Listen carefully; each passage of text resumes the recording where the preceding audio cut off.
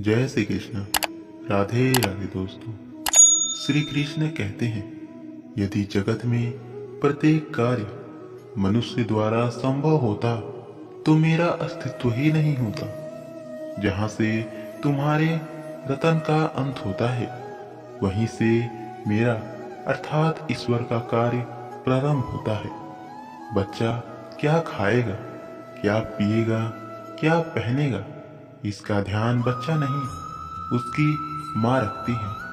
हमें क्या देना है, क्या नहीं देना है, क्या सही है, क्या गलत है, यह सब स्वयं भगवान देखते हैं। झूठ और दिखावे की रफ्तार कितनी भी तेज हो, पर मंजिल तक केवल सच ही पहुंचता है। लोग बात बात पर रंग बदलते हैं और मुरली वाला वक्त बदल देता है। इस दुनिया में जुनून जैसा कोई आग नहीं है, मूर्खता जैसी कोई चाल नहीं, नफरत जैसा कोई दरिंदा नहीं, और लालच जैसी कोई धार नहीं है।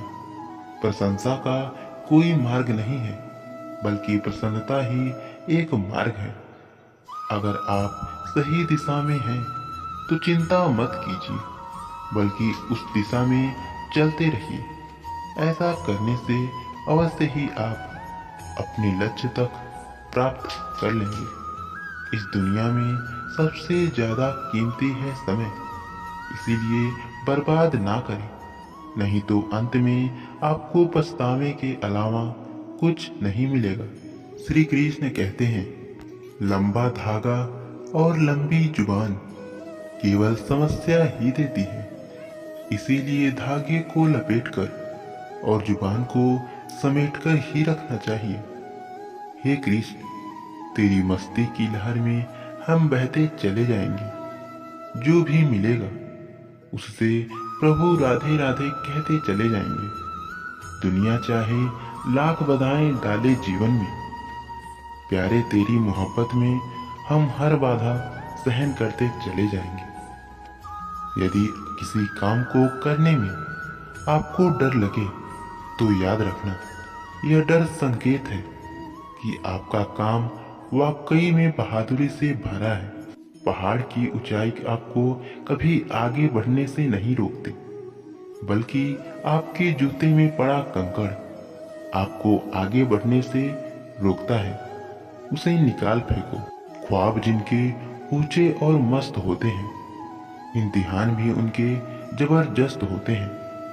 हौसले कई बार पस्त होते हैं, लेकिन जुनून में वह मदमस्त होते हैं। मुसीबत पड़ने पर लोग हमेशा ग्रहों की चाल को दोष देना शुरू कर देते हैं, पर खुद की चाल को बदलने का कभी प्रयास नहीं करते। सिर्फ मरी हुई मछली को पानी का बहाव चलाती है। जिस मछली में जान होती है, वो मछली अपना रास्ता खुद बनाती है। श्री कृष्ण कहते हैं, मैं तुम्हारे आने वाले संकट को तो नहीं रोक सकता, लेकिन तुम्हें इतनी शक्ति दे सकता हूं कि तुम आसानी से उन्हें पार कर सको। तुम्हारी राह आसान कर सकता हूं, बस तुम सत्य और धर्म के मार्ग पर चलते रहो। लोगों या परिस्थितियों से कभी परेशान ना हो, क्योंकि आपकी प्रतिक्रिया के बिना ये दोनों ही शक्तिहीन हैं। खुद को भगवान से जोड़ दो और बाकी सब भगवान पर छोड़ दो। एक बेहतरीन जिंदगी जीने के लिए यह स्वीकार करना जरूरी है कि सब कुछ सबको नहीं मिल सकता। दोस्तों, आप लोगों ने कभी न कभी ये जरूर ध्यान दिया होगा कि भगवान श्री कृष्ण अपने सर पर मोर मुकुट को हमेशा धारण किए रहते हैं, लेकिन इसकी वजह बहुत कम लोग जानते हैं। तो इसीलिए आज हम आपको एक पौराणिक कथा के माध्यम से यह बताएंगे कि आखिर श्री कृष्ण के साथ हमेशा मोर पंख क्यों रहता है। लेकिन उससे पहले, यदि आप हमारे चैनल पर पहली बार आए हैं तो वीडियो को लाइक और चैनल को सब्सक्राइब जरूर कीजिएगा। तो चलिए शुरू करते हैं। एक बार की बात है, वनवास के दौरान माता सीता जी को प्यास लगती है। तभी श्री राम जी ने चारों ओर देखा तो उनका दूर दूर तक जंगल ही जंगल दिख रहा था। फिर उन्होंने प्रकृति से प्रार्थना की कि हे वन देवता, आसपास जहाँ कहीं भी पानी हो वहां जाने का मार्ग कृपया मुझे दिखाइए। तभी वहां एक मोर ने आकर श्री राम जी से कहा कि थोड़ी आगे जो दूर एक जलाशय है, चलिए मैं आपको मार्ग का पथ प्रदर्शक बनता हूँ।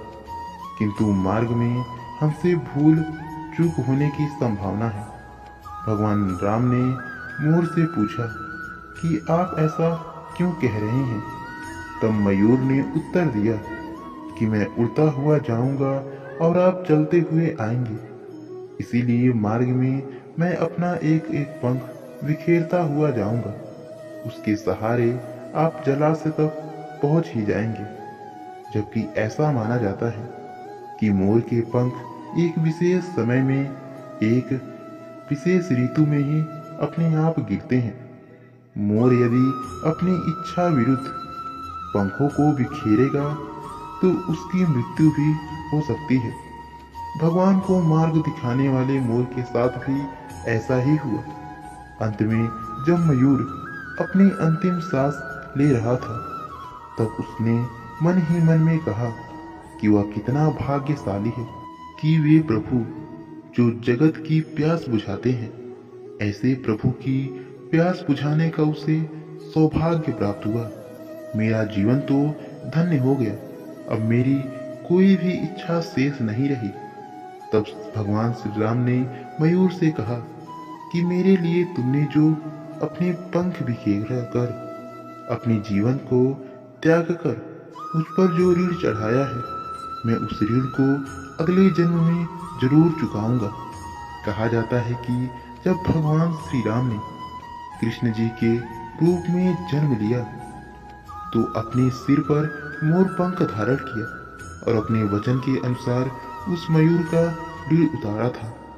पौराणिक काल का यह रोचक किस्सा हमें इस बात का सीख देता है कि यदि कोई बुरे वक्त में हमारी मदद करता है तो हमें उसका ऋण कभी भूलना नहीं चाहिए। इसके अलावा यह भी कहा जाता है कि श्री कृष्ण के बड़े भाई बलराम शेषनाग के अवतार थे, जबकि मोर और नाग एक दूसरे के दुश्मन हैं। लेकिन कृष्ण जी के माथे पर लगा मोर पंख यह संदेश देता है कि वह शत्रु को भी विशेष स्थान देते हैं। दोस्तों, इस वीडियो में बस इतना ही।